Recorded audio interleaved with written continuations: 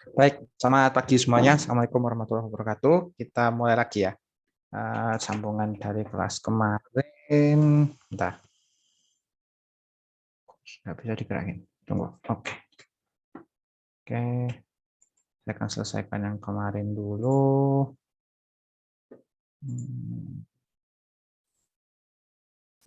Oh, oke. Oke.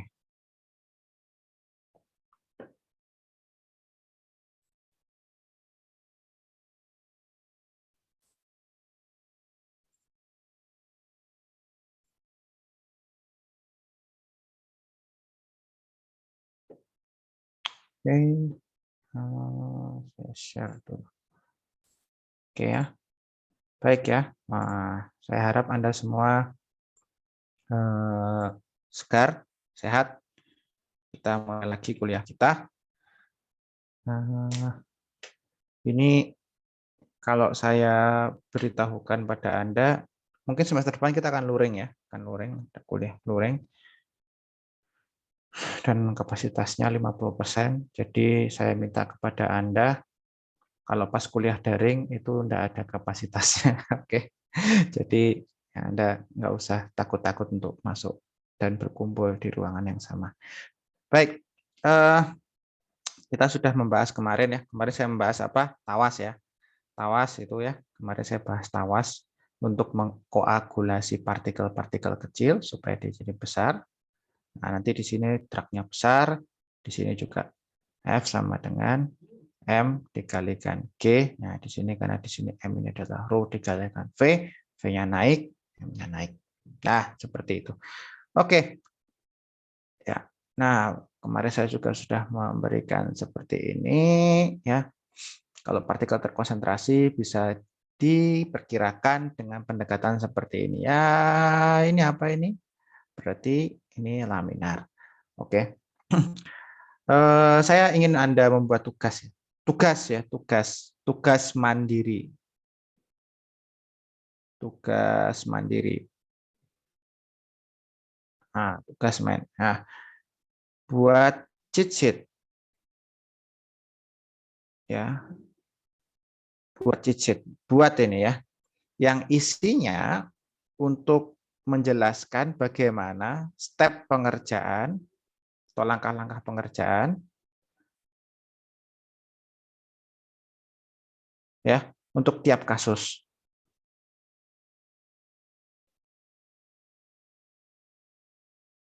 Nggak usah dikumpulkan ya, tapi ini jadikan ya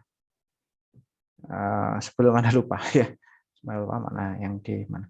Jadi tiap kasus, misalkan kalau bola bulat plus laminar apa? Kalau yang dicari misalkan FD, nah apa yang dicari misalkan di sini CD sama dengan bla bla bla bla bla karena dia mengikuti hukum Stokes karena dia laminar ya. Nah, misalkan lalu nanti dapat CD di sini Anda dapat FD misalkan seperti ini ya. Reynolds-nya juga ya. Laminar ini cek dulu ya Reynolds-nya, makanya Anda selalu di sini cek Reynolds dulu. Hanya semudah itu ya. Jadi Anda jangan sampai Anda merasa mekanika fluida itu sesuatu yang rumit ya. Padahal tidak rumit sama sekali. Ini isinya cuman rule of thumb ya. Tapi memang ada penurunan rumusnya. Oke. Ya. Nah, ini dipakai di mana? Ya, dipakai di mana? Untuk Reynolds partikel kurang dari 0,2 ini laminar itu dipakai dalam viskometer bola jatuh ya. Gimana tuh cara kerjanya? Nah, cara kerjanya itu seperti ini ya. Nanti Anda juga akan belajar di MPA semester 4. Kayak gini aja. Dari sini ada bola 3 2 1 diputar kayak jam pasir gitu. Tuh jatuh. Dek ya. Nah, dari situ ada neraca gayanya tentu. Selalu ada neraca gaya. Sedemikian sehingga Anda bisa mendapatkan ini mu-nya ya karena nanti mu adalah fungsi dari T jatuh ya. Ini T jatuh ini nih, T jatuh. TC. Nah, ya L-nya itu panjangnya sudah. Jadi kalau Anda nanti punya percobaan seperti ini, eh, Anda belum pernah percobaan fisika dasar kan ya? Anda angkatan corona ya, angkatan Anda masuk karena Anda masuk UTBK-nya online karena corona atau memang online? Saya mau ngobrol sama saya. Anda masuk sudah corona belum sih? Sudah, Pak. Sudah ya. Jadi UTBK-nya ya pokoknya nggak bisa sembarangan lagi yang seperti angkatan kakak kelas Anda ya. Oke.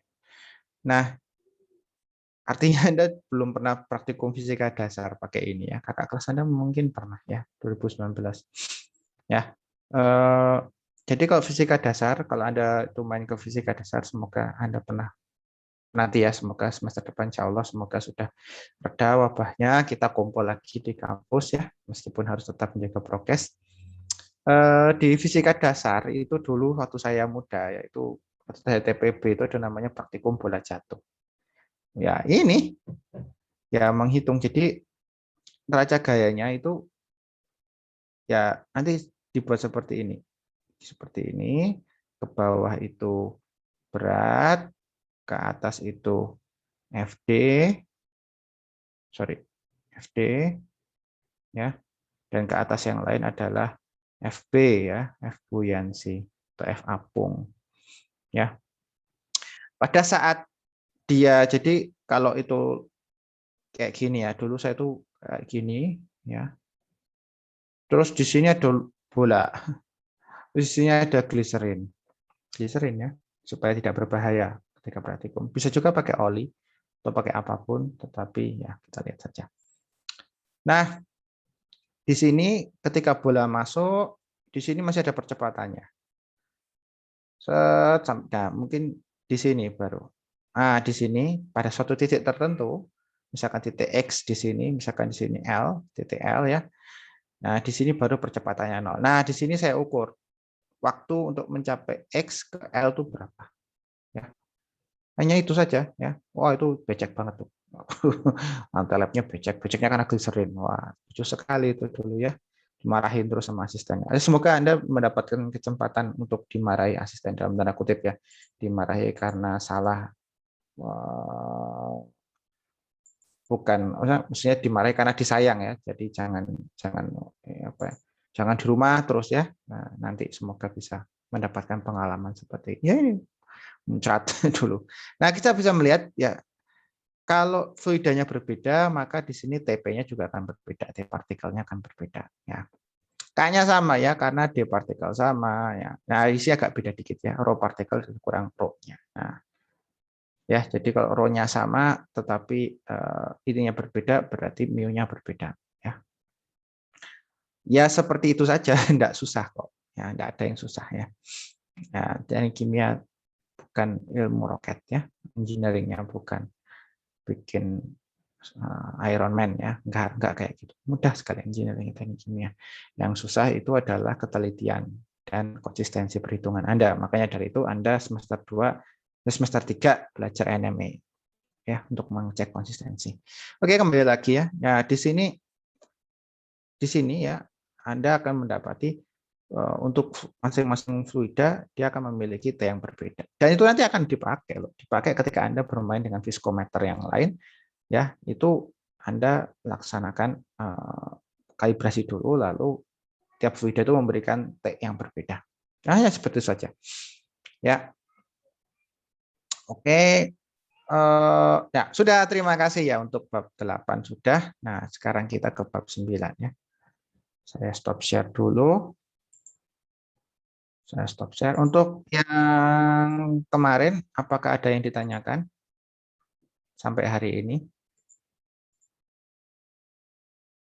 Nggak ada ya, masih mudah ya. Oke, yuk kita buka lagi. Udah?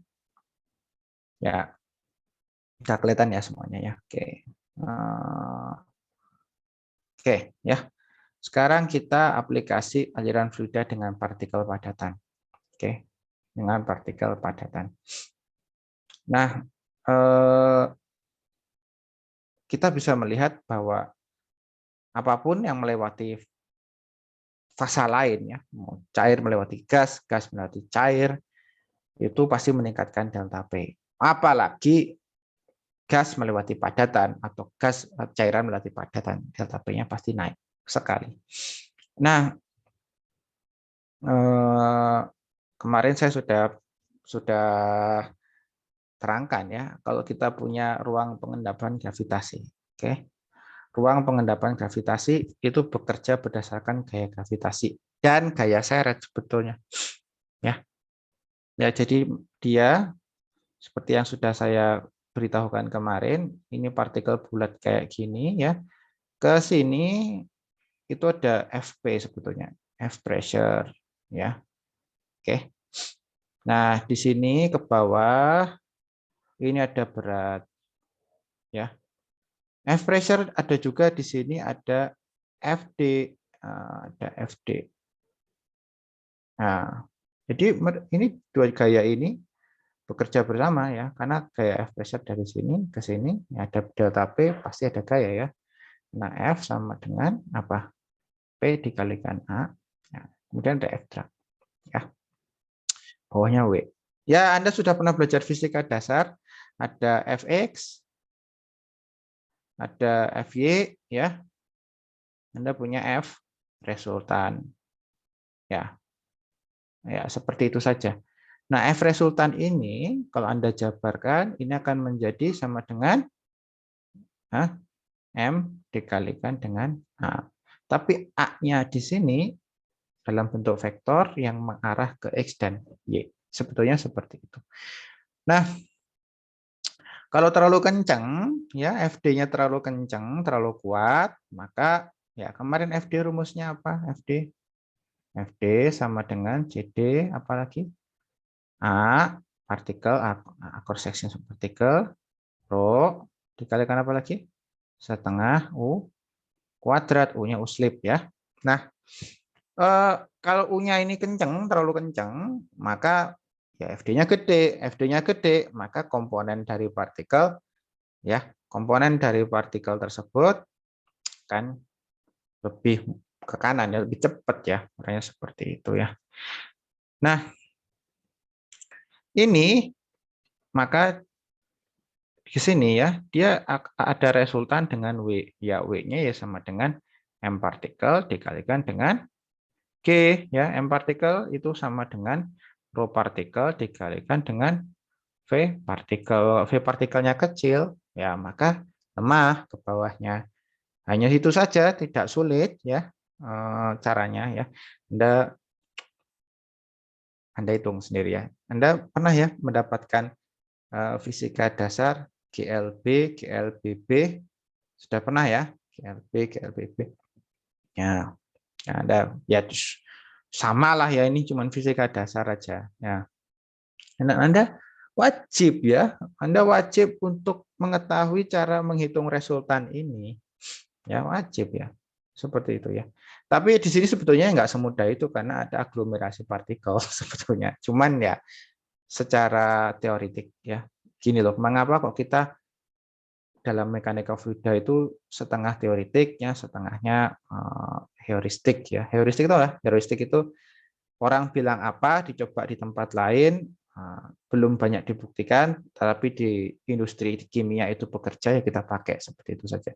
Mengapa kok seperti itu? Ya karena kita terbatas ya, nggak bisa mensimulasikan atau menghitung semuanya dari analitik ya. Kalau kita semua harus analitik, nggak punya waktu kita ya. Bukan kok karena kita malas, bukan, karena ada spektrum lain yang harus kita handle sebagai insinyur kimia. Nah, spektrum lainnya nggak cuman ngitung-hitungan aja ya. Teknik kimia itu ada aspek safety ya, ada aspek limbah misal, kemudian ada aspek pengendalian ya, dan lain sebagainya, aspek efisiensi energi ya. Kadang-kadang kita ngitung ke sini kebanyakan ternyata ada aspek lain yang kita lupakan. Ya, untuk menyelesaikan hal tersebut biasanya kita hitung dengan menggunakan pendekatan teoretik dulu. Kira-kira seberapa sih? Nanti kita buat alatnya. Habis dibuat alatnya tuh dibuatnya biasanya kita agak overspec. Jadi misalkan panjang yang dibutuhkan menurut hitungan kita, ya misalkan L yang dibutuhkan, ini L ya, sana L, itu menurut teoretik, yang hitungan kita misalkan 2 meter misal. Maka kita pesan alat ya yang panjangnya ya 3 meter ya. Seperti itu. Ya. Kita pasang alat 2 meter, kita butuhnya 2 meter settling chamber, kita ya pasangnya 3 meter. Ya, nanti perkara di situ ada, mesti tetap ada partikel yang lolos, ya kita coba optimasi atau tune, misalkan di sini, di tuning misalkan ada valve di sini, ya kita apakah kita bisa kurangi laju alirnya kah, atau di sini kita cek tekanannya. Anyway, atau kita di sini tambahkan misalkan bilah-bilah seperti ini ya, ke bawah seperti ini supaya cepat turunnya gitu ya. Ya itu nanti gitu ya. Jadi teknik kimia itu seperti itu. Jadi tidak bisa kok semua dihitung seperti itu, nggak bisa, nggak pernah bisa ya. Oke, biasanya kita hitung teoretikal untuk mendapatkan estimasi mungkin sampai 80% 90% akurasinya, lalu kita desain sesuatu yang melewati apa yang kita butuhkan. Mengapa? Untuk safety factor selalu seperti itu. Nah, setelah itu kita pasang, lalu kita cek ya. Terus kita cek, wah itu gimana? Apa yang terjadi di situ? Nah, ternyata misalkan bagus, nah, ya alhamdulillah, ya sudah kita simpan dalam dokumentasi proses yang baik. Tetapi kalau misalkan kelewatan tetap, wah kita cek, kita ubah ya. Ya, apakah mungkin di belakang kita pasang trap dulu atau gimana, atau di sini kita pasang filter misalkan ya, kita pasang filter di sini, nah, misalnya seperti ya itu, seperti itu teknik kimia, enggak kemana-mana kok, enggak susah ya. Oke ya, jadi seperti itu saya sudah katakan tadi, di sini ada V0, nah ya kan, Anda pokoknya di sini V0 dikalikan T, di sini harus sama dengan 0. Nah, seperti itu ya. Nah, Anda bisa melihat di sini untuk mengedap partikel harus turun pada ketinggian yang diberikan. Ya, iya, ya. Kalau enggak bisa ya. Dan jadi dalam waktu L, nah, ini ada L, di sini ada H, ya. Ya, Anda tahu ya, intinya semudah itu aja. Intinya dalam waktu T ya. Ya, T itu ya kalau S kan sama dengan kalau S sama dengan kan V0X dikalikan T. Ya, ini H di sini sama dengan V0Y dikalikan T. T-nya sama ya. Oke. Ya V0 T, V0 dan sebagainya Anda sudah belajar fisika dasar, tidak usah saya ulangi ya. Seperti itu ya. T-nya sama. Jadi dalam T yang sama dia kelewatan enggak? Kalau jaraknya terlalu pendek, T yang sama hanya belum turun ya, dia akan kelewatan ya. Ya, karena Anda tahu dari sini ya. Oke. Oke. Atau biasanya orang bikin jaraknya panjang ya. Di sini sama dia dibikin ular kayak gini. Jadi mengular-ular seperti ini. Ya diberi pembatas, diberi pembatas, diberi pembatas. Jarak efektifnya lebih panjang. Nah, itu bisa mengendapkan lebih banyak. Nah, waktu rata-rata yang dibutuhkan ya semudah itu saja ya. T sama dengan L per UF ya, semudah itu ya. Nah, di sini Anda cek dimensinya ya. Dimensinya Anda cek di situ. Q ini kan meter kubik per second semisal. Sementara di sini W kali H kali L adalah meter kubik, tapi meter kubiknya bukan meter kubik yang sama ya. Yang di sini meter kubik debit, yang di sini meter kubik dimensi alat ya. Oke. Nah, supaya T-nya panjang, gimana apa yang Anda lakukan? Ya G-nya dikecilin atau alatnya diperbesar. Semudah itu. Oke, sesederhana itu. Oke. Nah, ruang pengendapan gravitasi ini kalau kecepatan jatuhnya ya, Anda bisa hitung di sini, saya bilang ya. Ya, jatuhnya ya H per UP ya, semudah itu ya. Seperti yang saya bilang tadi mungkin ya. Ya, ya. S sama dengan V0X ya dikalikan T partikel ya. H sama dengan V0Y ya.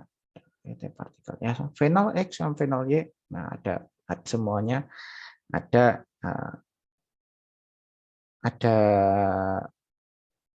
apa yang ngomongnya? Ada awalannya semuanya karena V itu adalah vektor ya. Ya enggak?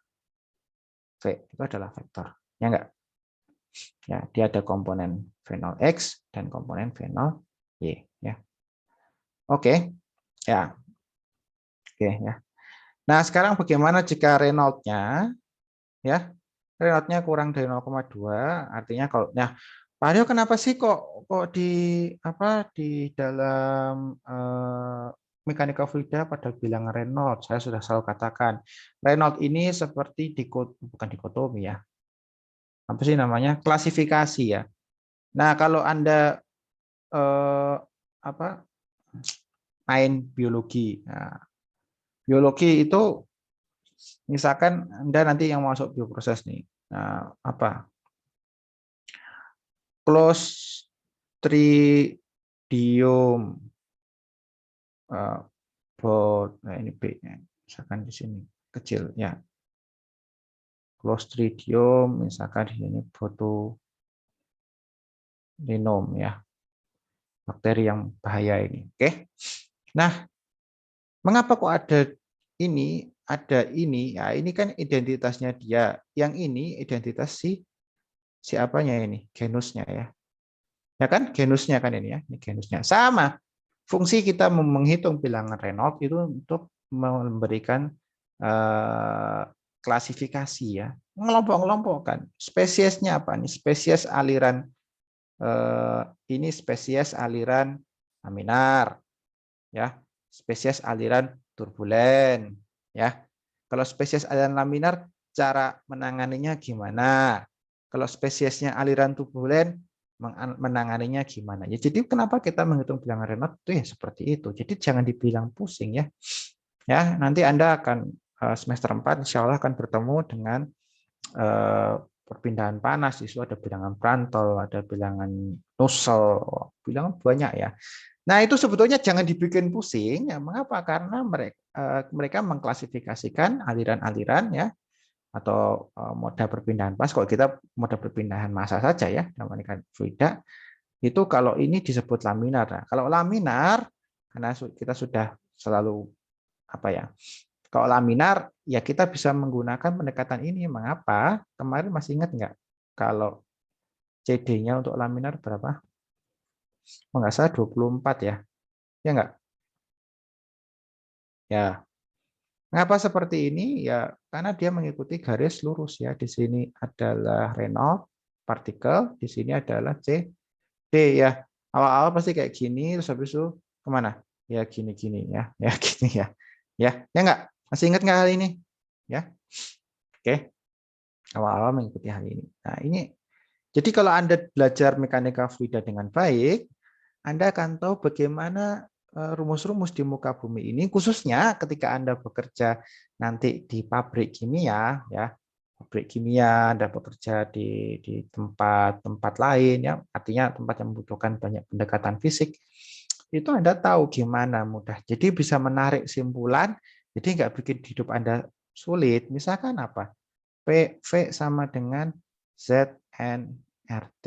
Nah, Z kalau untuk gas ideal adalah 1 ya. Jadi ini jangan dihafal ya. Orang itu bikin percobaan kayak gini dulu, makanya Anda tahu. Ya enggak? Kalau sekarang nama kuliah Anda ini sedikit detour ya saya. Mata kuliah Anda sekarang namanya apa? Matematika ya.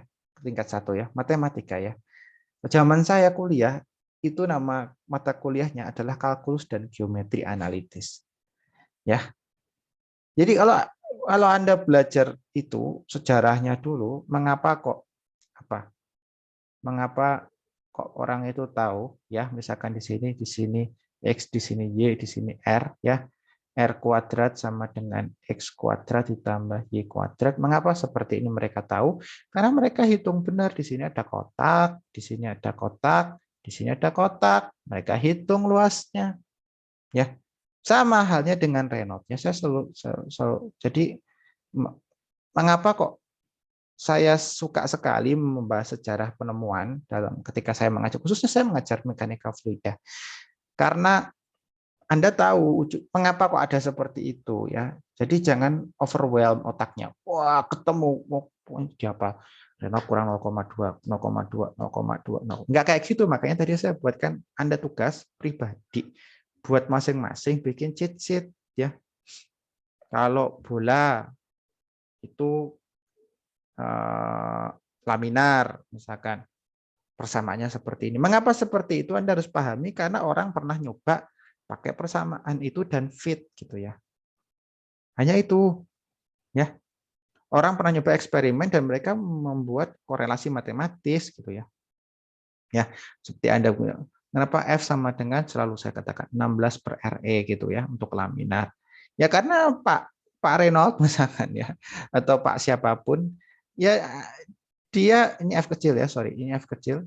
Dia dia di sini match gitu ya. Match ya. Ini match ya. Jadi nggak ada penurunannya ya ini ada persamaan yang benar-benar keluar dari ini fresh from the equipment ya, ya seperti ini. Oke. Nah, ini saya kembalikan supaya apa? Ini pengalaman saya. Saya dulu ketika belajar mekanika fluida, kepala saya itu overwhelmed. Jadi kayak wah, rumusnya banyak dan nggak diterangin ya, nggak diterangin. Karena ya anak mahasiswa ITB harus pintar, nah, seperti itu ya. Harus bisa belajar sendiri apa dari mana ya. Nggak masalah dengan seperti itu, tapi saya selalu katakan ya tugas saya untuk Anda adalah membuat Anda jelas ya. Ya, tugas saya mencerdaskan bangsa, bukan untuk apa? Bukan untuk mencari siapa yang cerdas dan siapa yang kurang cerdas. Oke. Nah, kita kembali lagi ya.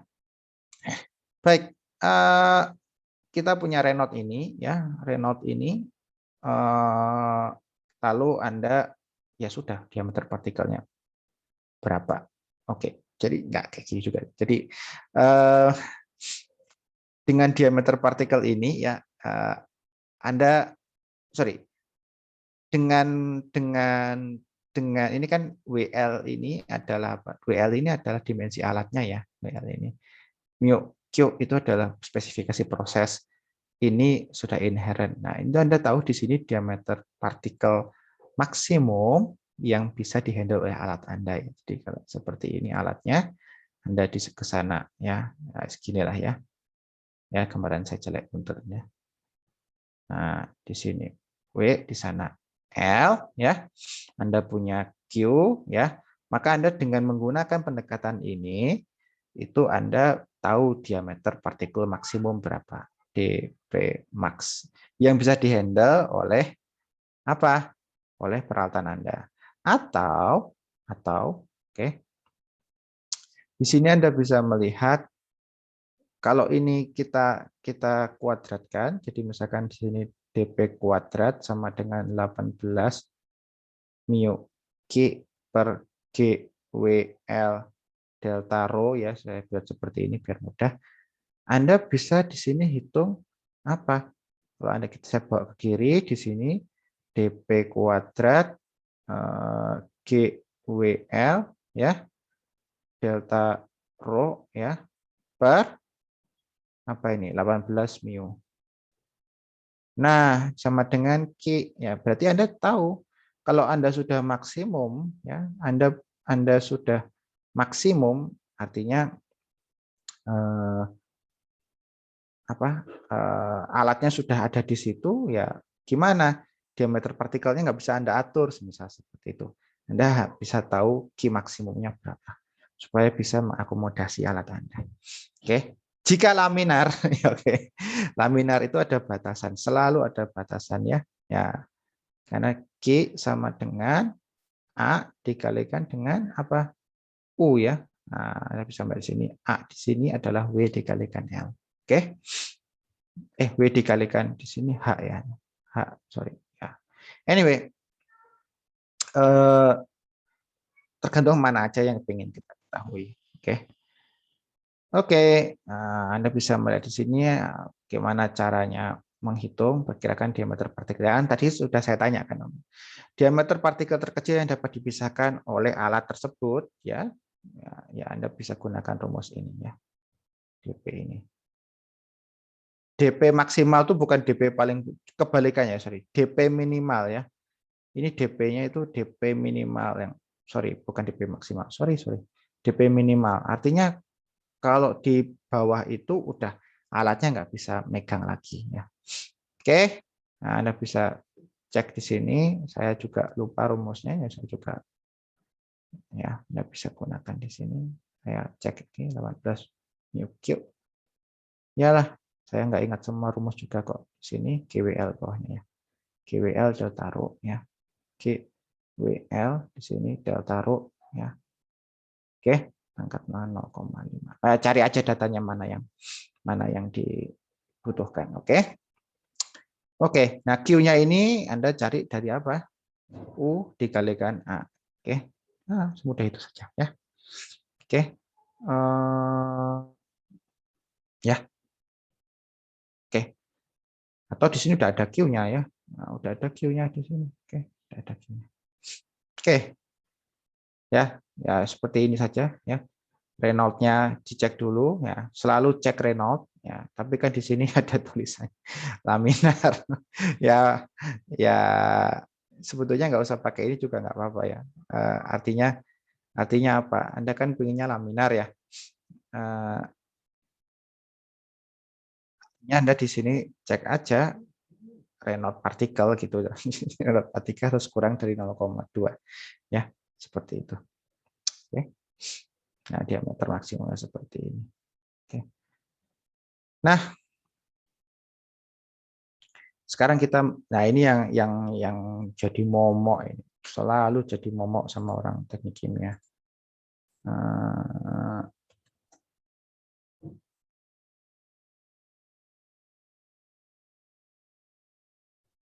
Selalu jadi momok buat orang teknik kimia. Bentar, ada yang mau hubungi saya. Itu kan, ya filtrasi ya. Filtrasi itu apa? Memisahkan apa filtrasi? Apa driving force-nya? Filtrasi itu yang dipisahkan adalah padat dengan fluida. Driving force-nya adalah perbedaan ukuran partikel. Ya, fluidanya bisa fluida cair, bisa fluida padat. Fluida gas. Jadi filtrasi itu nggak harus menyaring cairan ya. Contohnya apa? Nah, Anda kalau punya motor ada filter karburatornya ya, ya nggak? Filternya karburator itu. Di situ ya itu filtrasi gitu ya. Contoh lagi filtrasi yang Anda pakai setiap hari keluar rumah adalah apa? Masker ya. Jadi Anda hisap di situ partikel virus atau yang lain akan tertahan. Ya, akan tertahan di permukaan masker insya Allah. Seperti itu. Jadi ya Anda ingin memisahkan fluida dengan padatan berdasarkan ukuran partikel karena filtrasi itu pasti ada rejeksinya ya, ada persen rejeksinya.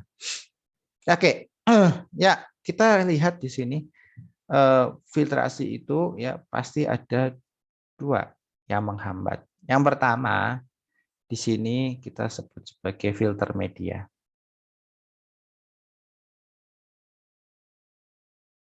Ya, yang kedua di sini adalah cake. Nah, kayak gitu ya lapisan padat. Ya Anda bisa bayangin lah yang suka kue. Ya kayak gitu, cake gitu ya kayak gitu itu ya. Kayak gitu ya ya kayak kue apa ya? Ya kue ya, bukan roti tawar ya, kue kalau tart cake gitu ya, kue tar gitu ya. Anda tahu ya, Anda pernah tahu ya kue tart tuh yang ada black forest dan sebagainya. Tuh lapar kan kita. Yang ada black forest dan sebagainya yang kayak gini ya. Ya itu kayak gitu ya. Ini kue ya, kue ini ada stroberinya kayak gini ya. Ya seperti itu. Ini ibaratnya piring itu ya. Ini misalkan piring, ini tuh filter media. Filter media. Di sini adalah cake-nya. Ya, bayangkan seperti itu aja, enggak usah susah-susah. Oke. Bayangkan seperti ada roti ya, roti bukan ya roti. Ya cake ya, is not a roti, oke. Ya, roti itu dari bahasa India ya. Nah, cake itu ya kayak gitu ya. Ya kalau kita bisa bilang roti orang-orang buat merayakan ulang tahun atau merayakan ya hal yang lain, ya itu filter medianya adalah piringnya. Oke. Jauh lebih tipis daripada cake-nya. Tetapi filter media jauh lebih kuat dan lebih lebih sturdy itu gimana ya?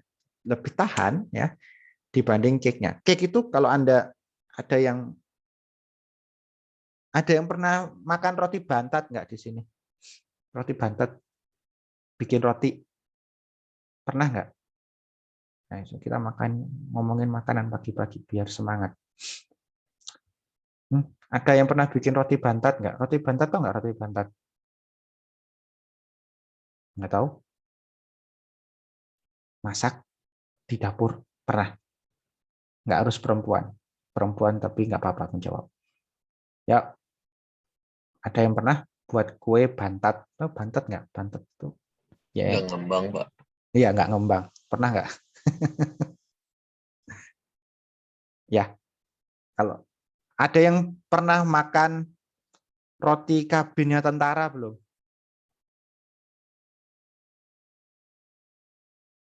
Itu benar-benar dense ya.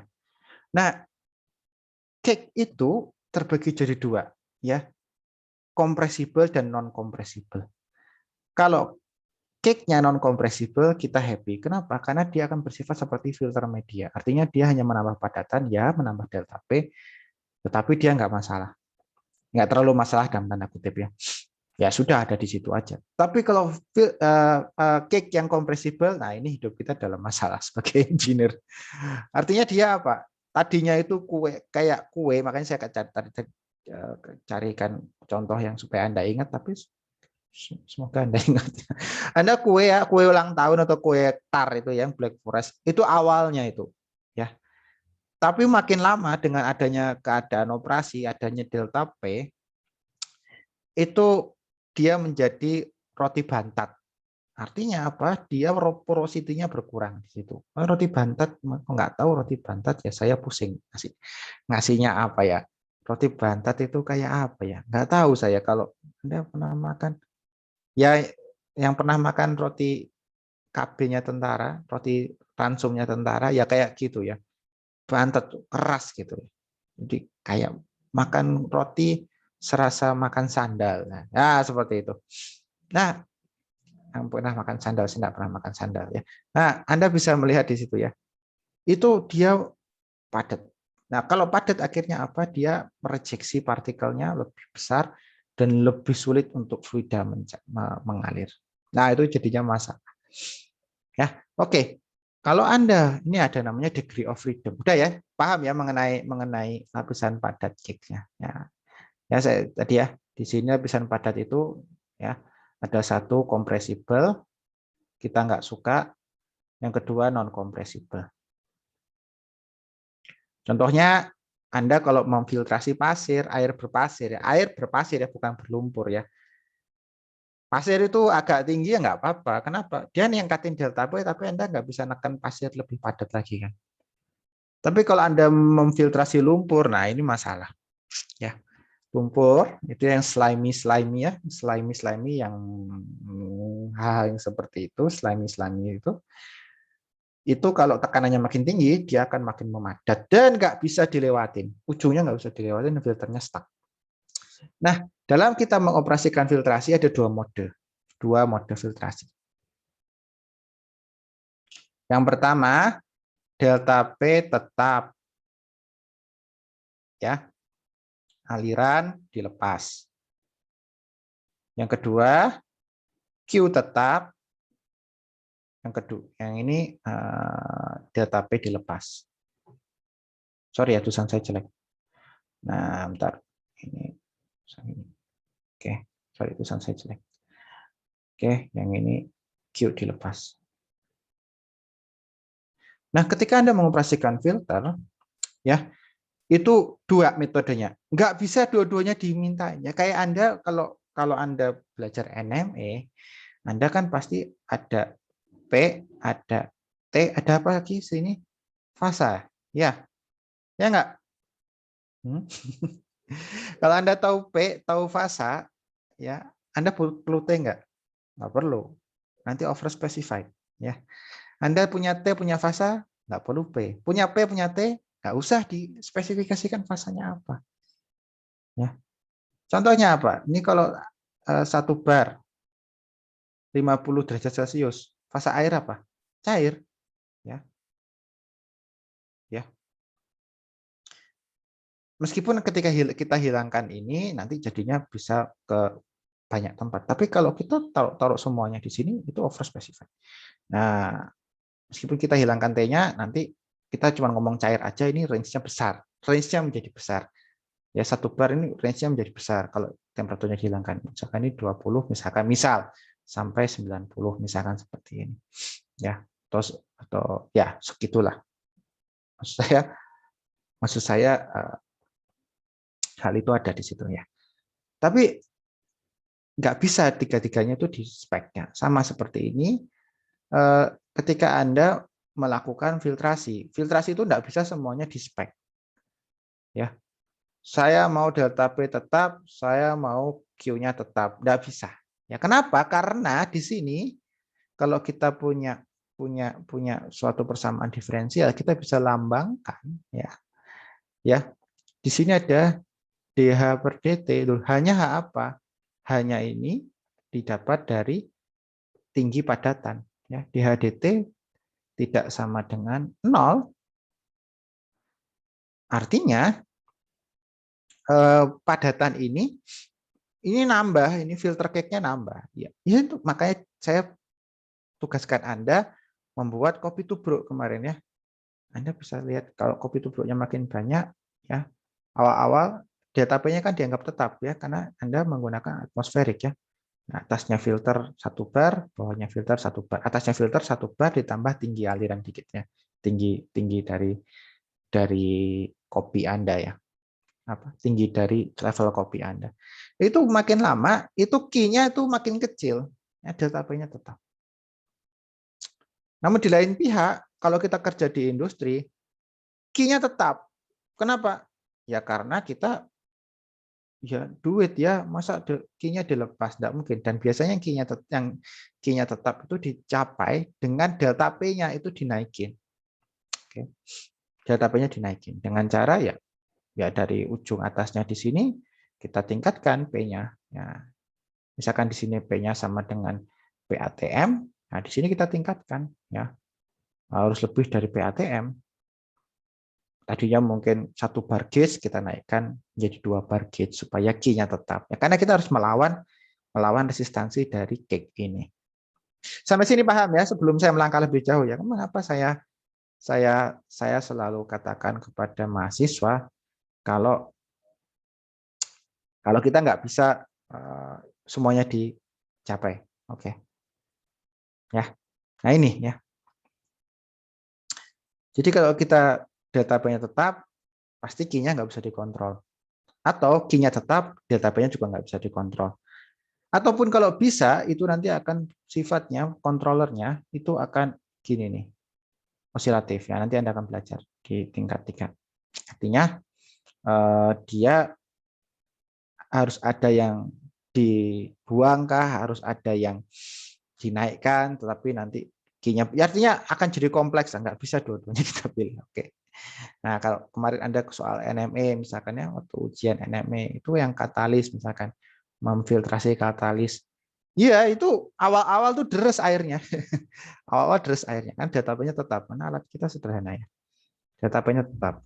Tapi makin lama, si volume volume tetesan di bawah makin sedikit. Nggak bisa kita dua-duanya, ya sudah saya bilang, nggak bisa dua-duanya kita pilih ya, jangan jadi mahasiswa atau pelajar atau insinyur yang rakus dalam tanda kutip ya. Seperti Anda ini sedikit intermezzo, triangle sini belajar, yang di sini sosialisasi, yang di sini tidur ya enggak, mahasiswa ya cuma bisa milih 2 kan ya enggak. Belajar dan tidur, sosialisasi sedikit, sosialisasi dan tidur, belajarnya sedikit. Jadi di sini ini hubungannya ke IPK nanti ini ya. Oke. Nah, meskipun tiap orang mempunyai perbedaan dalam bekal IQ-nya, tetapi ini terjadi ya. Ini nggak bisa, tiga-tiganya nggak bisa dapat, nggak bisa ya. Selalu gitu. Selalu ada aspek yang harus dikorbankan dalam tanda kutip ya. Nah sama, ya filtrasi juga seperti itu. Oke, nah kategori proses filtrasi ya itu ada yang dead end, ada yang flow filtration. Ya kalau dead end itu ya segini aja ya. Ini filter medianya ya ke sini aliran in, ke situ aliran out. Ya segini aja. Kalau tangensial gimana? Nah, tangensial ini rada lucu. Ya, kita buat pipa seperti ini semisal ya. Tapi di sini filter media nih. Oke. Aliran ke sini. Ke sini. Ya. Di sini ada filter plotnya, filter media. Nah, di sini netes nih. Nah, enaknya kalau seperti ini ya, ini cake bisa terkurangi. Kenapa? Karena terseret ya. Kenapa kok bisa nyeret cake? Anda masih ingat ada namanya F drag ya, ya enggak? F drag selalu saya ingatkan J drag A ya, rho dikalikan US, sorry, U slip ya, setengah U slip kuadrat ya. Oke. Ya seperti itu ya. Nah, jadi bisa bisa dibuang. Jadi keluarannya. Tapi masalahnya apa di sini?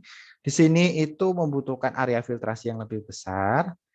Dan kok delta P-nya dapat dari mana, Pak? Pasti ada delta P dong. Ya. Karena apa?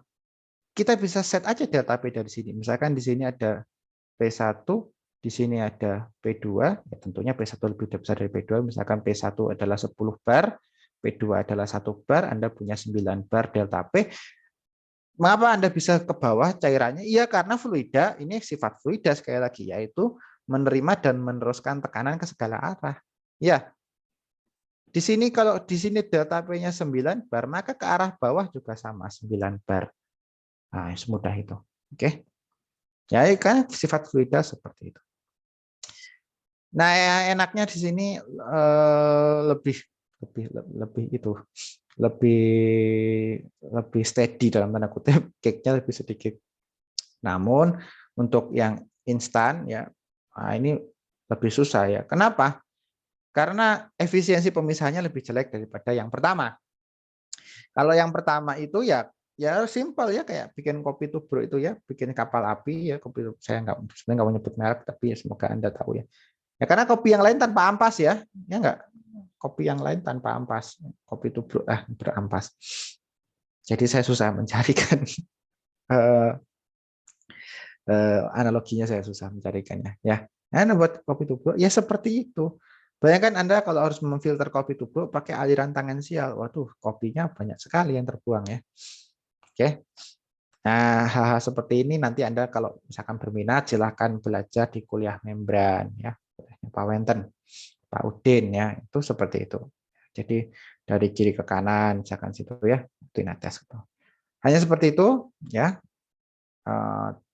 Kelemahannya Anda bisa logikakan sendiri. Yang pertama, setup alat lebih mudah ya dibanding yang kedua ya. Jadi itu juga jadi konsiderasi, sama efisiensinya ya. Nah, kalau yang pertama ini kita punyanya filtratnya larutan inputnya cuma 200 liter ya kita senang. Tapi kalau yang kedua ini, kalau yang 200 liter dipakai mode filtrasi yang kedua misalkan, yang di bawahnya itu ya kita nggak senang. Kenapa? Buang-buang ya kan? Karena pemisahannya lebih sedikit. Oke, buang-buang bahan. Oke. Nah, seperti saya sudah katakan tadi ya. Ya,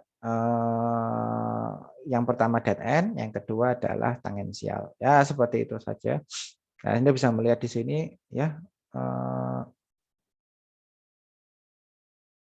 kita bisa melihat bahwa yang kedua di sini itu selalu ya itu ya, kita efisiensinya rendah. Nah, tapi orang-orang banyak yang mengadvokasinya ya. Mengapa? Karena cake-nya rendah ya. Jadi untuk operasi sampai 1, 2, atau 3 tahun enggak apa-apa. Ya, mungkin seperti itu mungkin. Kalau ini enggak bisa operasi 1, 2, 3 tahun ya udah mampet ya, enggak bisa. Tapi kenyataannya pada PDAM itu ada pakai sand filter ya. Ada yang tahu sand filter apa? Ada yang tahu sand filter? Filter dari pasir ya. Ya sudah, dead end saja. Nanti mereka punya beberapa unit. Maka dari itu saya suka katakan pada Anda, industri kimia itu enggak seluruhnya, saya katakan ya, enggak seluruhnya yang baik itu adalah yang continuous. Enggak seluruhnya. Kadang-kadang yang batch kayak ini karena ini pasti batch ini. Ya. Mengapa batch? Anda bisa melihat di sini. pasti ya udah nggak bisa lagi dilalui. Ya, nol di sini nggak bisa. Di sini continue, yang di sini continue. Ya, meskipun pada akhir periode harus dibersihkan, ya, tetapi tetap ini continuous. Oke. Oke, nah kalau kinerja filtrasi konvensional Anda bisa gunakan seperti ini ya. Nah, volume filtrat dan sebagainya, di sini Anda bisa melihat bahwa dV per dt ya itu tidak akan tetap, oke. Tidak akan tetap. Oke. Dan R-nya di sini ada R ini filter cloud, yang ini adalah R-nya cake ya. Ya, makin lama R-nya makin naik ya. R-nya cake ini fungsi dari waktu ya, seperti itu. Nggak mungkin dia tetap ya kalau dead end seperti itu. Nah, Anda bisa melihat di sini, Anda bisa melihat bahwa persamaan-persamaan seperti ini bisa dipakai ya. Artinya Anda bisa mengetahui kira-kira apa ya, debitnya berapa dengan tahanan. Tetapi tetap ini itu nggak bisa snapshot, nggak bisa karena pasti naik ya. dV per dt-nya itu berbeda. Kemudian si alfanya, alfa ini sorry ya. Ya, sorry. Kita RC ini kan tahanan dari cake ya. Ini si V-nya ini pasti naik ya. V-nya naik. Saya katakan ya, alfa sama dengan fungsi dari V per A. V-nya naik. Pasti. Kenapa? Karena V-nya adalah fungsi dari T. Karena naik, kan dia kan menanjak. Gitu. Oke. Ini bisa melihat di sini. Pada tekanan tetap, nilai A meningkat pada saat cake terkompresi. Maka dari itu saya selalu katakan pada Anda, cake yang kita tidak sukai adalah compressible cake. Ya. Seperti itu. Ya, Anda bisa melihat di sini. Kecepatan aliran filtratnya bisa didefinisikan dari hal seperti ini. Ya, artinya ini semua misalkan permeabilitas ini fungsi dari waktu. Oke. Kemudian sama, ini adalah fungsi dari waktu. Artinya nggak tetap ya. Maka dari itu saya suka dalam tanda kutip ya, agak skeptis pada perhitungan filtrasi dead end. Mengapa? Nggak kekejar, nggak ngerti kita, nggak tahu. Saya nggak tahu, nggak ngerti saya. Diperkirakan bisa, tetapi seringnya nggak bisa. Mengapa? Karena ya reologinya setiap filtrasi bisa berbeda. Apalagi kalau kita punya filtrasi yang menggunakan substansi ya, di situ ada substansi, ada filter yang barang yang difilternya sifatnya kompresibel. Waduh, itu lebih susah lagi. Nggak bisa diperkirakan. Oke, saya sudah katakan pada Anda penyaringan dengan beda tekan tetap seperti ini. Kemudian penyaringan dengan volume filter yang didapat ya seperti dapat dari sini. Mengapa kok di sini bentuknya integral dari T? Karena V selalu saya katakan pada Anda V adalah fungsi dari T. Ya, V-nya nggak tetap ya, nggak ngerti kita. Benar-benar nggak ngerti. Oke. Nah, bagaimana cara mengintegralkannya? Anda bisa melihat di sini ya.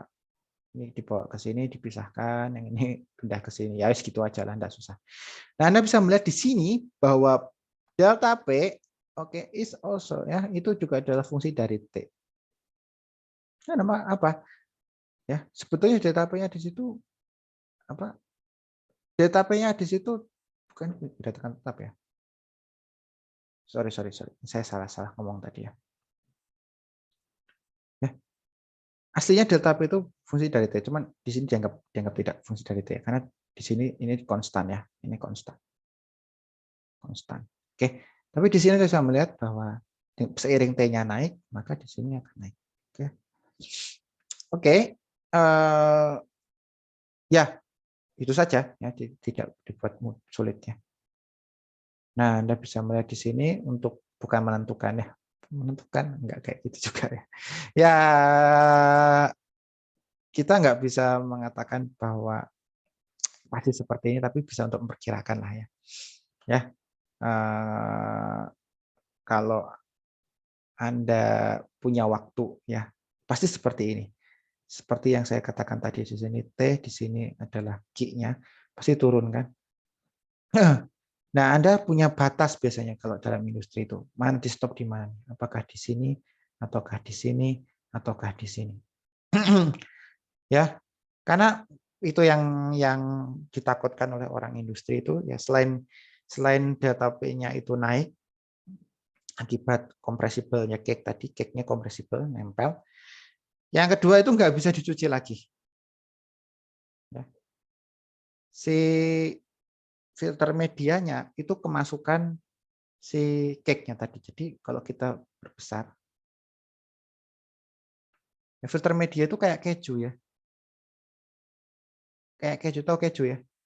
Kalau suka nonton Tom and Jerry, tahu kejunya Tom and Jerry itu. Keju yang kayak gitu ya, bukan keju slice cheddar yang ada di rumah Anda. Kejunya Tom and Jerry, tahu ya? Tahu suka nonton Tom and Jerry ya? Ya, seperti itu bentuknya. Nah, di sini ini juga cake ini juga punya, dia saya beri warna yang berbeda ya. Di sini, sorry. Cake itu juga punya partikel dia. Saat di sini tekanannya terlalu besar, di sini P-nya terlalu besar, maka apa yang terjadi? Dia akan masuk sini. Nah, kalau dalam filtrasi itu biasanya kita lakukan backwash ya untuk mencucinya. Jadi kita backwash. Backwash itu ya mudah. Di sini kita kasih ya air atau apapun ya. Di sini fluida. Nah, keluar supaya apa? Supaya yang ini keluar gitu loh. Atau bukan seperti itu. Yang di atas ini supaya pergi gitu ya. Tapi kalau udah terjebak di dalam partikel filter medianya, nah itu masalah, nggak bisa pergi dia, susah perginya. Nah, itulah mengapa kita harus batasi di sini. Kapan kita harus berhenti? Oke, kapan di sini kita harus berhenti? Kalau terlalu kiri, terlalu buru-buru berhentinya, ya kita rugi ya, karena ada rugi daya. Nah, karena kalau Q ini pasti ya kita harus ada daya pompa di situ ya. Tetapi kalau kita terlalu terlambat, misalkan sampai sini, misalkan kita stop di sini, nah itu ada kemungkinan teknis yang lain yang jadi masalah, yaitu masuk di situ. Jadi di filter itu masuk, nggak bisa dicuci. Itu yang jadi masalah. Ya.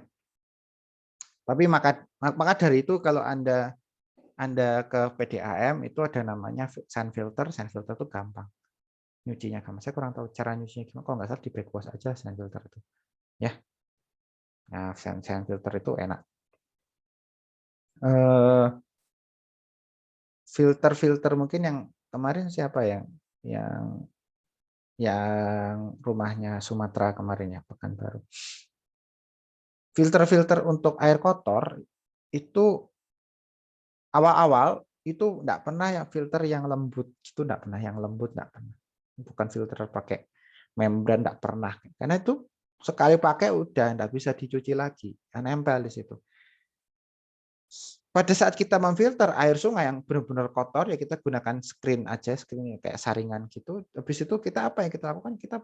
Kita bisa pakai filter arang atau filter sabut kelapa ya, atau filter seperti pasir. Mengapa? Karena Anda bisa melihat kalau yang paling penting itu apa sih? F-drag itu. Di sini ada uslip kan ya, ada uslipnya ya. Ya, kalau kita makin belok-belokkan ininya, makin belok-belokkan lintasannya, maka uslip ini makin besar. Yang padatan itu akan tertinggal. Itu seperti itu, lebih cepat. Dan kalau tadi saya kembali lagi, kalau filtrasi kita awal-awal menggunakan filter media yang non kompresibel itu menguntungkan, karena pakai kita backwash itu lepasnya cepat. Ya. Dan dia nggak akan nggak akan penyet gitu, nggak akan. Tapi kalau awal-awal kita sudah menghandle air kotor dengan filter yang empuk, dalam tanda kutip ada membran atau filternya di situ misalkan ya sejenis filter-filter yang terbuat dari polimer misalkan seperti itu, atau dari kain ya. Ya, ayo sini ada yang rumahnya apa filternya pakai kain nggak? Rumah saya pakai kain karena di Bandung kualitas airnya udah jelek. Ya, itu kain tersebut akan kotor dalam waktu sangat cepat dan debitnya pasti akan jatuh dalam waktu cepat. Kenapa? Karena sifat kain itu kompresibel, ya lebih dekat ke kompresibel dan nggak bisa dicuci lagi. Ya, si media filter tersebut ketempelan, udah kemasukan si cake-nya, masukkan. Ya, itu jadi masalah. Nah, oleh sebab itu, nah ini konsiderasi teknik lagi. Si media apa? Yang untuk menghadapi aliran yang lebih kotor, kita gunakan filter-filter yang lebih keras ya. Keras ya, bisa zeolit dan pokoknya harus keras aja filternya, oke. Seperti itu.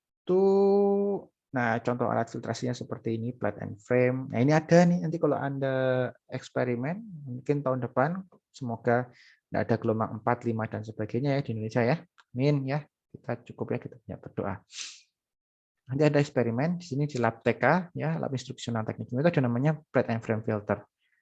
Ya, di sini ada filter cloth. Filter medianya itu filter cloth kain jeans. Beneran. Itu beli di pasar itu kain jeans itu ya, kain jeans. Nah, lalu di sini kita masukkan dari inletnya, misalkan di sini inletnya kita masukkan slurry. Waduh, kok kayak gini sih. Slurry. Slurry itu apa ya? Seperti lumpur itu ya, slurry. Nanti di bawah sini ya, kita dapatkan entah di bawah atau entah di keluaran. Biasanya di sini keluarannya ya filtrat. Nanti yang tertahan di situ adalah si slurry-nya, si padatannya. Nanti dari kain jeans tersebut dapat itu kayak cake, beneran kayak cake bantat ya. Ya seperti itu. Nanti diambil periodik setiap apakah 1 jam, 2 jam kita ambil seperti itu. Nah nanti Anda bisa melihat di sini bahwa di sini ada P-in, di sini ada P-out, itu pasti naik ya. Delta P di sini adalah fungsi dari waktu. Dia naik pasti. Dan di waktu yang sama flow-nya turun. Ya, ya Anda nggak bisa kontrol semuanya, tapi di waktu yang sama flow-nya turun. Oke, nah seperti ini. Nanti dia makin lama karena dia makin tebal, delta P-nya makin naik. Atau kalaupun delta P-nya dijaga tetap, maka flow-nya turun. Seperti itu. Oke. Yang ini adalah rotary vacuum filter. Kita bisa pakai ini untuk bahan-bahan yang tidak kuat dengan tekanan tinggi. Yang di kertas, pabrik kertas, lalu kita di pabrik yang menggunakan biomaterial gitu ya. Nah itu seperti itu ya. Ya jadi nggak bisa ditekan. Nah ini nggak bisa ditekan itu di vakum. Oke. Oke. Ya Anda bisa latihan sendiri di sini. Anda sudah ada di EduNext ya.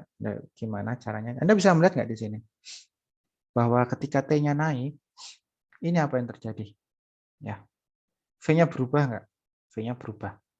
V-nya di sini V apa? Ya, ya V-nya adalah V yang terapa di sini? V tertampung ya. Dan Anda bisa melihat di sini mestinya ya.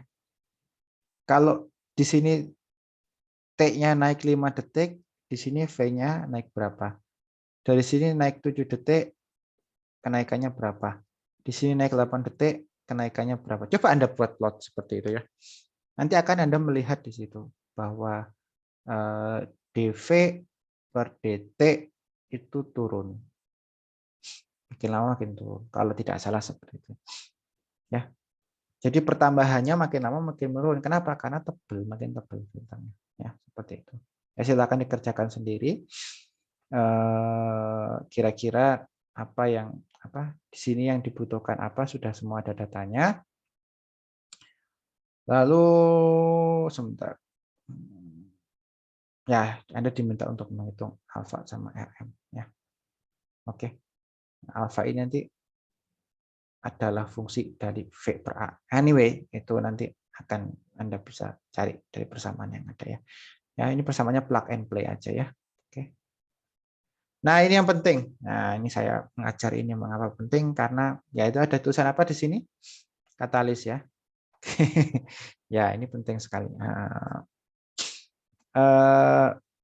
kalau dalam unggun berpartikel, ya kita pasti ada delta P, pasti ada delta P. Delta P-nya meningkat, ya. Kalau partikelnya makin banyak di situ. Nah, diameter partikel rata-rata di sini bisa sebetulnya ya kita mengatakannya adalah apa sih ini ya, sumasi atau distribusi partikelnya seperti itu. Oke. Ya, tapi biasanya orang ya udah rata-ratanya berapa kan biasanya distribusi partikel pakai Gaussian gini ya. Ya enggak. Nah, di sini seperti ini. Di sini dp-nya ya, di sini adalah fraksinya. Ya, seperti itu. Nggak bisa semua sama gitu, nggak bisa. Pasti ada distribusi partikel. Biasanya kita cari aja rata-ratanya berapa. Nah, ini itu pasti membuat masalah di pabrik kimia. Bukan masalah ya, kita tantangan kita. Kenapa? Karena kita kalau katalisnya makin besar ukuran diameter partikelnya, apa yang terjadi? Selalu ada trade off di sini. Saya gambarkan seperti kurva apa ini? Apa jungkat-jungkit, efek jungkat-jungkit, seesaw effect ya. Nah, di sini delta P seberangnya di sini adalah X atau konversi.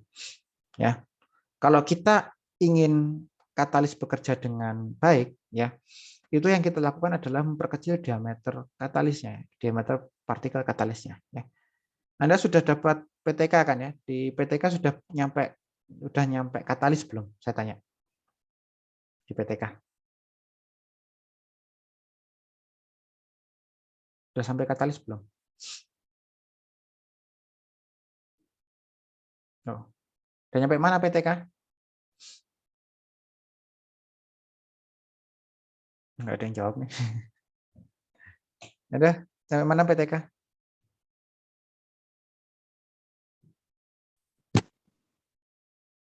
Ayo Ikrimah. Sampai mana?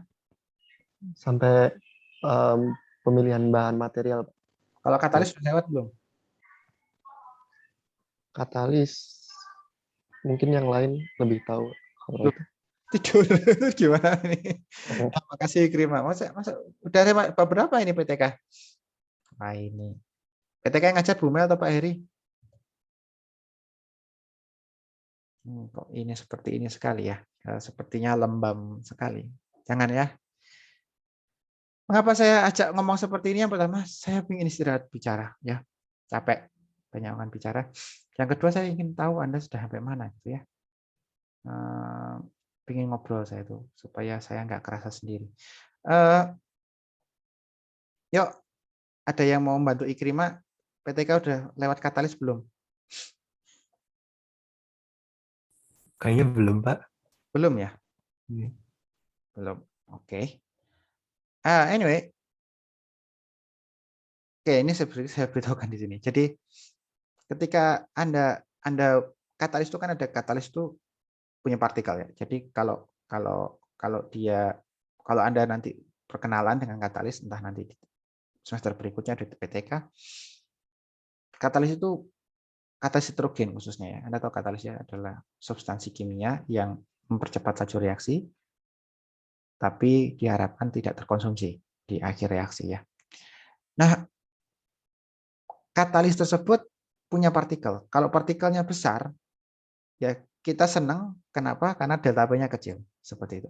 Tapi kalau partikelnya besar, ya nggak senang insinyur proses yang lain. Kenapa? Karena ini apa si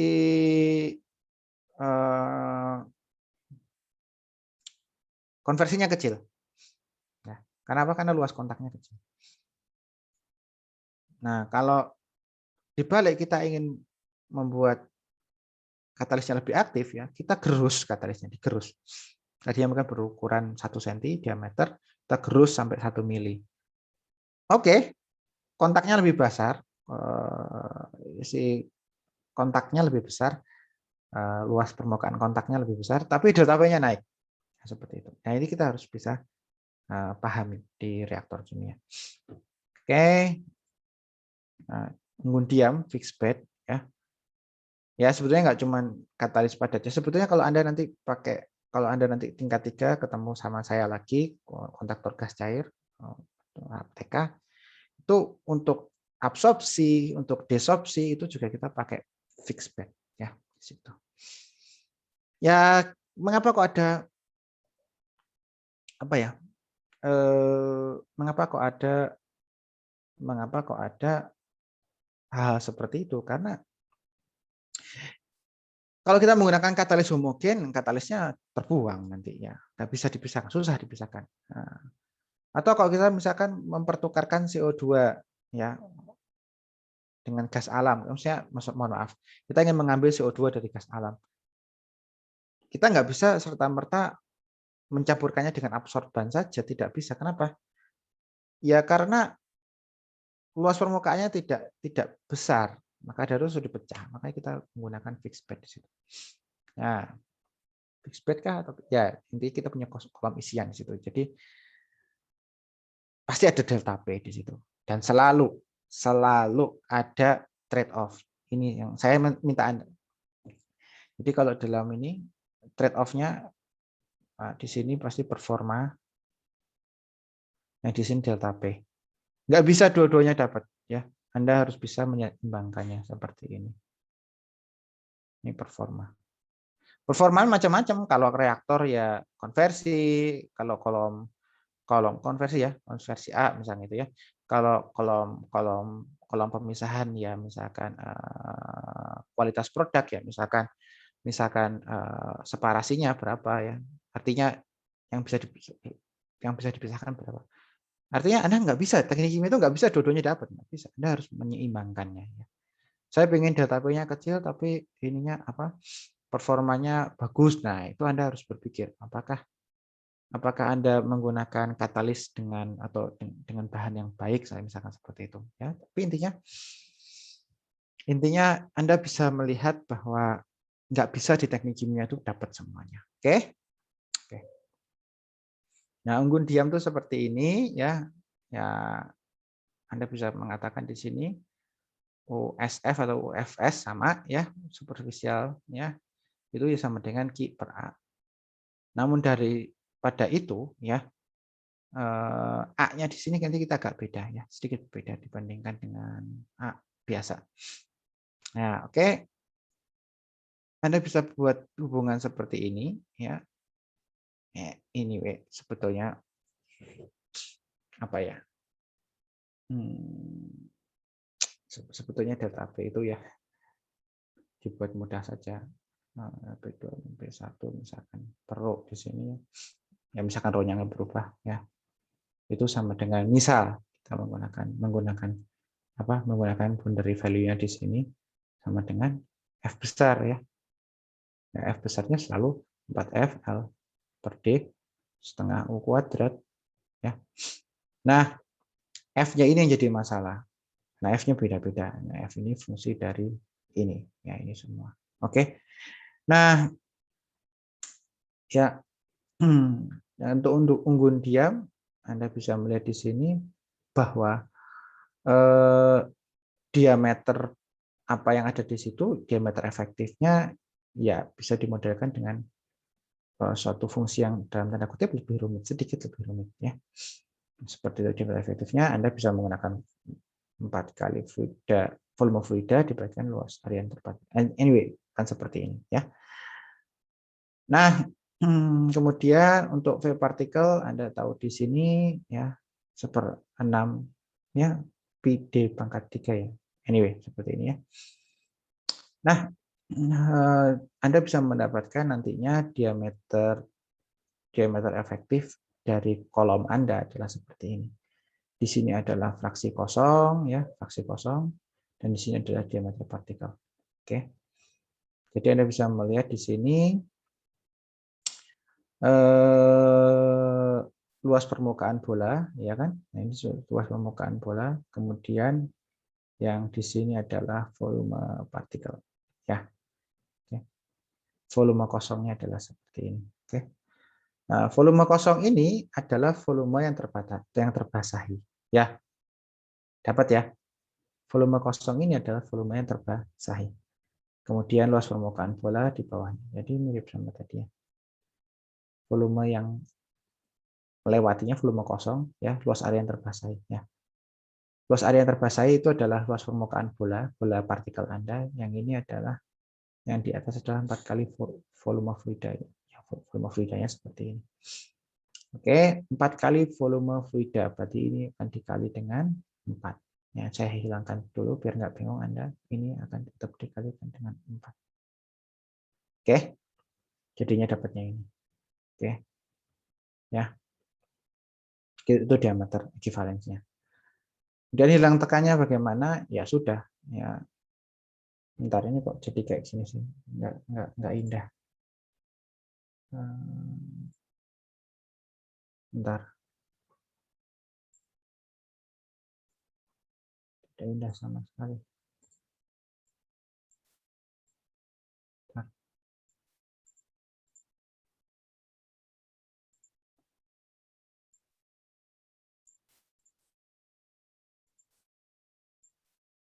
Oke, oke. Nah, kelihatan lebih enak ya. Oke, ya beda tekan bukan fraksi ya, ini fanning sebetulnya. Oke. Nah, ini asal saya lihat di sini bahwa fanning-nya ini adalah fungsi dari bilangan Reynolds. Semudah itu, nah, unggun diam. Oke, gini ya. Nanti akan saya tayangkan grafik ya. Pada dasarnya akan ada ya di sini ada FP aja di sini ya. Di sini FP nanti Anda bisa mencari delta P-nya berapa. Seperti itu ya. Anda tahu FP-nya dapat dari mana. Jadi di sini FP dari grafik. Nah, sementara yang ada di sini, yang saya kotakin di sini adalah konstanta proses, artinya nggak bisa diubah lagi, konstanta proses. Nah, kemudian dibagi L, misalkan seperti itu ya, konstanta baru, nah, Anda dapatkan delta P. Ya, Anda bisa melihat di sini, ya, kalau diameter partikelnya lebih kecil, kira-kira delta P-nya lebih kecil nggak? Seperti itu ya. Ya, seperti itu. Ya.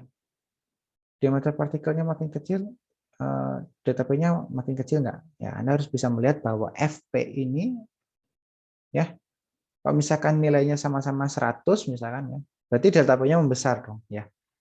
Misalkan ini 100, ini sama dengan dP dikalikan suatu konstanta, ini konstantanya saya ketik di sini. Nah, suatu konstanta proses dikalikan delta P, sama-sama unit yang sama 100, tadinya dP-nya 1, maka delta P sama dengan 100. Tapi kalau di sini dP-nya 0,1, maka delta P sama dengan 1000. Ya, oleh sebab itu Anda jumpai kalau di saya tadi selalu bilang kalau di reaktor ya, misalkan reaktor itu delta P-nya akan meningkat kalau ukuran katalisnya mengecil. Ya, semudah itu. Oke. Oke, nah ada beberapa persamaan sebetulnya, ada persamaan Kozeny-Kármán sama Burke-Plummer, satunya Ergun. Ergun ini adalah persamaan yang umum dipakai karena dia bisa untuk Reynolds kecil dan bisa Reynolds besar. Nah, Reynolds besar kalau nggak salah Burke-Plummer ya, Burke-Plummer. Yang ini Kozeny kalau nggak salah seperti itu. Ya, untuk Reynolds kecil, Reynolds besar. Nah, Ergun ini menggabungkannya. Nah, kemarin saya beritahukan kepada Anda ada namanya faktor bentuk kebulatan. Nah, bentuk kebulatan. Kalau lingkaran ya satu, seperti itu. Oke. Nah, selalu ketika kita menghitung delta P pada suatu aliran, pasti kita disuruh Reynolds dulu. Dapat Reynolds, nanti ujungnya dapat FP atau CD atau apapun. Nanti dari FP Anda dapat delta P. Ya. Seperti itu. Intinya hitung Reynolds dulu. Reynolds ini nanti juga akan memberitahukan spesies apa Anda. Ya. Ya, kalau Anda masih ingat menggunakan Fanning fraction ketika Anda UTS 2 kemarin, ujian modul 2, itu apa yang dicari? Pasti Reynolds-nya dulu ya. Ya enggak? Reynolds-nya dulu dicari, dapat Reynolds, dia spesies mana dia? Kalau di spesiesnya turbulen, oke, kita gunakan Reynolds dari persamaan empirik. Tapi kalau Reynolds-nya laminar ya lebih mudah ya, misalkan 16 per RE seperti itu. Ya, selalu dimulai dari Reynolds seperti itu. Ya, Anda bisa melihat di sini nanti Anda akan mendapatkan, intinya Anda tahu Reynolds-nya berapa dulu, dapat Reynolds-nya berapa, Anda tahu FP-nya. Anda selalu cari Reynolds-nya dulu. Di sini cari Reynolds-nya dulu ke kiri. Nah, dapat FP, nanti FP kembali. FP-nya kembali kemana, Pak? FP-nya kembali ke sini. FP-nya kembali ke sini, nanti Anda bisa tahu dapat apa? Dapat delta P. Ya, karena sini fraksi kosongnya semua sudah tetap, USF-nya dapat ya. Ya kan ya, karena itu adalah Anda tahu Q per A-nya ya. Identitasnya dapat, hanya dapat, tahu delta P. Semudah itu ya. Oke, nah, Anda bisa melihat di sini untuk laminar dan unggun diam, ya Anda bisa gunakan pendekatan seperti ini. U efisiennya apa? Sorry, U efisien. Ya, U efektifnya ya itu adalah seperti ini. Ya. Nah, Anda bisa melihat di sini untuk latihan soal, Anda bisa kerjakan sendiri di rumah. Diameter partikelnya 1,5 cm, ini USF-nya seperti ini, superficial gasnya, densitas gasnya seperti ini, viskositas gasnya seperti ini. Nah, fraksi unggunnya seperti ini, fraksi kosongnya ini berarti epsilon, tinggi unggunnya ini seperti ini. Jadi tinggal kembali saja, ya. Anda kembali saja. Paling pertama selalu hitung apa? Hitung Reynolds-nya dulu. Rho UD per mu. Nah, di sini Reynolds-nya adalah Rho USF dP per mu. Nah, selalu hitung Reynolds dulu sama dengan Rho USF dP per mu. Tambahannya apa? Ya, ini tambahan ini saya juga nggak lihat. Ya. Ya, tambahannya adalah specificity factor dan di sini adalah 1 min epsilon. Tambahnya seperti itu. Ini kalau dia bola berarti ya 1 ya. Nah, di sini Anda masukkan datanya. Udah dapat Reynolds-nya, dari Reynolds Anda dapat apa? Dari Reynolds Anda bisa ke persamaan ergun. Ergunnya dapat FP 150 per ya. Nah, dari sini dapat Reynolds-nya kan? Anda ke persamaan ergun, FP sama dengan 150 per Reynolds ditambah 1,75 ya kalau salah. Ya. Saya juga suka lupa. Oke, dah tambah 1,75 dapat FP, Anda naik lagi kemana tadi? Ke delta P dapat. Ya. Di sini dapat yang sebelumnya dapat delta P ya, dapat delta P-nya. Ya saya juga nggak ingat detail rumusnya, Anda cari saja ya, Anda dapat di sini. Oke, dapat FP, dari FP dapat delta P. Sesudah itu ya dapat dari FP dapat nanti dapat delta P. Oke, ya sudah itu aja, udah nggak susah kan? Ya dibuktikan, saya buktikan ya. Jadi saya tadi memang saya belum baca ini, belum baca yang ini. Nah, tapi selalu seperti itu percobaannya. Pasti dapat Reynolds dulu. Dapat Reynolds kan? Nah, ini kan kenapa kok nggak ada ini? Ya karena ini sama dengan 1 bulat, dianggap bulat ya. Dah dapat kan? Habis itu dari Reynolds tersebut dimasukkan persamaan ini. Fanningnya tapi fanningnya fanning ergun. Kenapa? Ya, sebetulnya nggak harus kita tahu turbulen atau enggak kalau udah pakai ergun ya. Karena ergun itu mengakomodasi turbulen dan laminar. Nah, ergun dapat di sini, dapat kita FP-nya. Dapat FP ya sudah, dari sini dapat delta P. Wis, selesai ya. Enggak kemana-mana, udah gitu-gitu aja kok mekanika fluida itu ya. Nah, sekarang kita menghitung unggun terfluidakan. Nah, di unggun terfluidakan ini F-drag-nya somehow F-drag-nya itu itu ya hampir sama dengan berat. F-drag-nya hampir sama dengan berat. Artinya kadang lebih tinggi sedikit ya, atau sedikit lebih tinggi ya, sedikit lebih tinggi. Artinya ya di situ kalau apa sedikit lebih tinggi, jadi di sini ada pergerakan. Ya. F-drag-nya sedikit lebih tinggi, jadi ada namanya fenomena fluidisasi. Jadi reaktornya itu unggunya nggak diam tapi gerak-gerak ya, gerak-gerak. Apa ya? Kita sudah beda zaman. Ada yang punya bola salju dalam kaca. Kalau Anda kocok gimana? Ya kayak gitulah ya. Pernah nonton filmnya ya? Oh, saya dapat bola salju nih. Kocok-kocok. Yang ini ngerti ya? Seperti itu. Fenomenanya seperti itu. Fluid ice bed. Ya. Dia muter. Nah, mengapa kita membutuhkan seperti itu? Ya, beberapa proses perlu hal-hal seperti itu. Misalkan seperti proses gasifikasi. Ya. Batu baranya harus bergerak secara terfluidakan. Oke. Seperti ini ya. Ada beberapa rejim. Kalau ininya FD-nya kecil atau flow-nya kecil di sini yang masih jadi fixed bed. Nah, nanti baru di sini masuk ke incipient.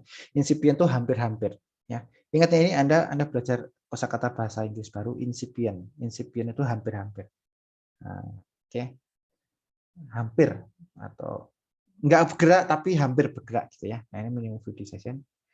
Nah, kemudian di sini ada agregatif, bubbling fluidization. Nah, di sini slugging, oke, makin kencang. Kalau ini udah ini kabur, fluidanya kabur ya. Ya, ditiup terlalu kencang ya wis kabur fluidanya. Semudah itu, ya.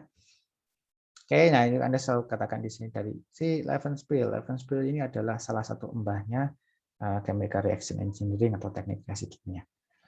Jangan dibikin sulit dulu ya, oke? Jangan dibikin sulit. Seringnya kita hitung itu enggak sesuai dan kita itu wajar, nggak wajar ya nggak apa-apa gitu. Artinya kita hitung di MaxFlow itu untuk estimasi, enggak selamanya kayak gitu. Jadi jangan menganggap teknik kimia itu sulit seperti ilmuwan Tony Stark ya, kayak di Avenger gitu. Nggak kayak gitu ya. Seringnya kita hitung dulu kira-kira diameter rata-ratanya berapa. Lalu kita hitung kira-kira flow minimum berapa. Udah kita coba lah dulu. Jadi biasanya kita nyampe sini nih. Kita yang penting tahu sampai B. Kita coba. Habis itu kita kencengin aja sampai C, D. Udah. Udah kan? Nah, ini operasi kita di sini gitu ya. Nanti udah nyampe E masalah. Nah, nanti kita bisa tandai di sini dia punya keluaran. Kita analisa di sini ada padatannya enggak. Ya kita taruh filter aja di sini. Ya, taruh filter. Kalau di sini filternya ada yang menghambat, oh berarti padatannya kabur gitu ya. Ya seperti itu. Atau taruh filter atau taruh analyzer. Semudah itu loh teknik kimia itu enggak sulit, enggak ya, mudah. Oke. Ya kita awal-awal seringnya kalau di lab itu bahkan kita nggak tahu untuk mengetahui incipient minimum fluidization. Kan kita hitung kita yakin itu fluidanya partikelnya ukuran sekian, kita kasih kecepatan segitu nggak jalan, wah kurang kencang sedikit ya, karena banyak hal-hal lain yang bekerja di situ. Oke. Nah seperti ini unggun terfluidakan. Nah ini dengan simulator, saya punya simulatornya, tapi kalau saya nyalakan sekarang kita bisa hang nanti ya. Nah Anda bisa melihat di sini bahwa unggun terfluidakan itu seperti ya aliran gas cair ya kemarin ya kayak filter kayak goyang-goyang di dalam itu ya, artinya bubbling di dalam situ gitu. Nggak bisa setiap saat kita terpisah sempurna, nggak kelihatan kita nggak bisa melihat seperti itu ya unggun terfluidakan ya. Nah, Anda juga bisa melihat di sini fluidized combustion. Jadi saya bisa mengatakan pada Anda bahwa partikel-partikel di dalam sini ya, partikel-partikel di dalam sini itu kecil, jadi kita berikan hembusan udara supaya apa ya? Supaya efektif pembakarannya kah, efektif perpindahan massanya kah? Ya. Di sini Anda bisa melihat di sini konsepnya. Di sini adalah unggun terfluidakan yang saya biruin ini. Yang di sini adalah settling chamber ya. Ya enggak? Di sini adalah settling chamber. Ya. Ya, kalau ya namanya memfluidakan suatu padatan pasti ada yang muncrat ya, ada yang lewat. Ya sama seperti ini. Nah, di sini berat, dia akan kembali ke sini. Harus gitu aja. Jadi enggak sulit. Oke? Nah, sama yang terjadi di fluid catalytic cracking. Ya, kalau Anda berminat di katalisis, ya akan ada katalis ya, kalau di yang sebelumnya tadi yang kita bakar simpel batu bara di sini coal ya. Kalau di sini katalisnya yang bergerak ya, bukan fluidanya yang bergerak ya. Kalau di fixed bed itu yang bergerak fluidanya. Kalau di sini fluidanya bergerak, katalisnya bergerak. Nah, katalisnya muter di sini, muter. Gini ya, muter gini katalisnya. Muter ke sini. Oke. Nah, di sini tugasnya adalah memecah alkana rantai panjang, misalkan di sini C30 ya. Kita pecah-pecah misalkan menjadi C10 atau C8 jadi bensin atau C10 misalkan C10 jadi kerosin misalkan seperti itu ya. Jadi karena apa, minyak bumi itu cara memecahkannya kan ada yang dipanaskan, mestinya ada belajar ketika ya. Ada yang pakai vacuum cracking ya, ada yang pakai ada unitnya Mavis breaker kalau nggak salah ya, saya lupa. Ada crude distillation unit ya, di situ. Ya awal-awal didistilasi dulu, tapi bawah-bawahnya yang berat-berat itu dipecah lagi supaya bisa dimanfaatkan ya, karena mesin Anda nggak bisa bergerak pakai rantai panjang ya, pakai BBM berantai panjang.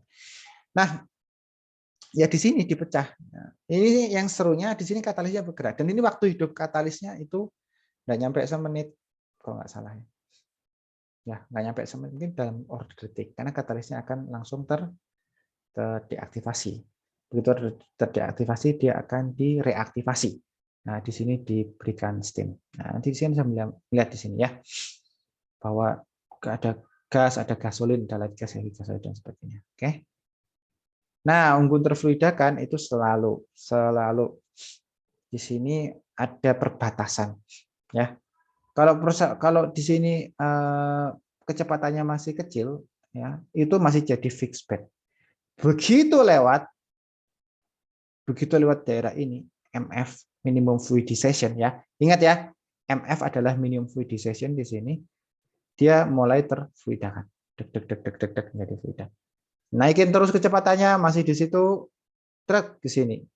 Initiation of entrainment itu artinya bocor, bukan bocor ya, bludak ya. Artinya dia ya udah bludak aja ya, semudah itu ya. Pakai bahasa yang sederhana ya, entrainment itu bludak artinya. Yang bludak itu ya fluidanya keluar gitu ya. Partikelnya keluar gitu ya. Jadi mudahnya tidak sulit ya, tolong ya, jangan. Nah, seperti itu. Nah, Anda bisa melihat bahwa yang paling penting ketika Anda membuat unggun terfluidakan, itu Anda mengetahui ada namanya MF, itu adalah minimum fluidization, atau delta P yang diperlukan misalkan di sini untuk minimum fluidization. Ya. Sama juga di sini Anda dapatkan USF atau U minimum fluidization dapat dari pendekatan rumus ini. Wes, pakai itu aja dulu. Ya. Kecepatan minimum fluidisasi itu bisa didekati dari hal seperti ini. Oh, ada 150-nya dari mana? Itu tadi dari komponen persamaan ergun sebetulnya. Oke. Nah, Anda bisa melihat di sini kecepatan terminal partikel harus dicapai. Harus terminal kecepatan partikelnya. Nggak boleh ada percepatan, kan begitu ada percepatan dia akan entrain. Ya. Dah, Anda bisa melihat di sini ada latihan soal. Ya bisa dicarilah di sini. Anda bisa kerjakan sendiri nanti ya. Oke. Ya. Jadi Anda tahu yang jelas ini yang paling penting itu U minimum fluidisasi ini. Ya. Nah, U minimum fluidisasi itu bagaimana cara dapatnya. Oke. Oke. Ya. Ini dari sini Anda bisa mendapatkan U minimum fluidisasinya. Intinya seperti inilah. Anda silakan ulangi perhitungan ini ya. Saya juga nggak terlalu familiar dengan perhitungan U minimum fluidisasi. Kenapa? Jarang dihitung. Jarang dihitung dan cuma diestimasikan, dan saya kalau orangnya itu gini. Kalau buat saya itu tidak terlalu esensial untuk pekerjaan saya hemat space memori saya ya. Tapi yang penting saya tahu adalah yang paling saya tahu adalah yang penting konsepnya ya. Udah konsepnya tahu, udah. Nanti masalah perhitungan baca di buku cepat kalau udah tahu konsepnya. Oke. Oke, sampai sini ada yang mau ditanyakan? Kita sudah sampai jam 8.40 di sini. Ada yang mau ditanyakan? Ada yang ditanyakan?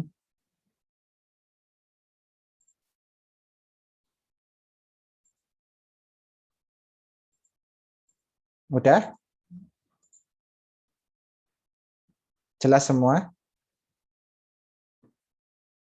Ya, belum jelas lah ya, sekali harus jelas ya, harus pakai ini. Dalam tanda kutip harus pakai praktikum. Praktikumnya pakai apa, Pak? Praktikumnya pakai ngerjain soal. Saya yakin ini soalnya sudah ada di Edunext ya. Kerjakan sendiri. Ya gitu-gitu aja, nggak susah kok. Tinggi unggun diamnya sudah kelihatan di sini ya. Positas unggun pada kondisi fluidisasinya ya. Anda bisa cek di sini ya. Ya, tinggi unggun diamnya kan kelihatan dari situ L-nya ada dapat. Oke, di sini L minimum fluidisasi Anda bisa mendapatkan dari persamaan ini ya. Oke. Anda bisa melihat di sini ya, ada perbedaan antara tinggi unggun diam dan tinggi minimum fluidisasi. Karena di sini kok nggak salah ada.